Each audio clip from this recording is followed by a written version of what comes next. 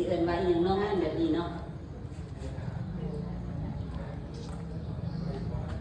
อันคอยบ่ให้ดอกมื้อนี้ก่อนไปให้มา2 มื้อ 3 มื้อแล้วก่อนอายแล้วสิไปที่จาพี่นั่นโทรหากันให้อยู่ผู้เดียวเราก็อยู่ผู้เดียวเนาะว่าพี่นั่นก็เยอะโทรมาหลายข่อยอยู่ผู้เดียวสนุกผู้ใดโทรหาก็จะให้เพราะว่าเดี๋ยวก็ที่ว่า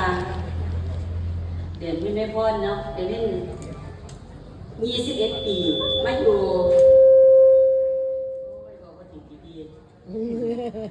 มาอยู่ท่องจัดโปรโมชั่นอายุ21 ปีมาเดือนเพ็ญสิบอกเป็นประจำว่าเดือนเพ็ญกับสาธิตใส่ชีวิตร่วมกันเพราะว่าเป็นวอลลุ่มมาเป็นน้องนะแต่สมมติว่าพอมาตั้งซื้อสิมีซื้อสาธิตแล้วผู้ตั้งซื้อเมื่อวานจะเรียนดีละเนอะนะว่าอายแล้วกับว่าเอ้าสาธิตกับครูก็อีเกิงแล้วว่าอีเกิงแปลว่าอย่างเราก็เลยว่ากันอีเกิงกับเจตั้งผู้ยิ่งซื้ออีเกิงมันกับวงวันเนาะแล้วว่าสั้นกับเดือนเพ็ญก็เลยได้ซื้อเดือนเพ็ญมากับบุญ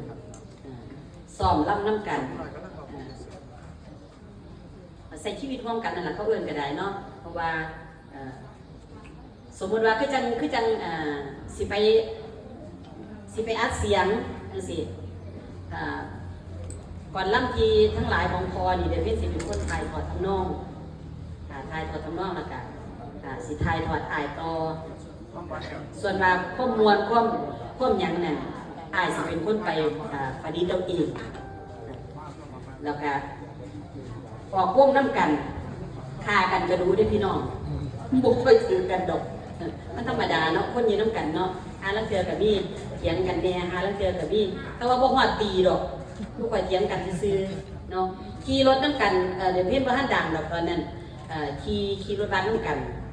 เล่ากันนอนนั่งถึงเพราะว่าแต่สมัยตะกี้มันมีรถบัส10 คัน20 คันจังซี่เด้มันมีรถบัสแค่2 คันคันหนึ่งผู้ชายคันหนึ่งผู้หญิงข่อยกันนอนไต่เบาะเล่านั่งกอบสิเป็นพยานอยู่ดอกนี้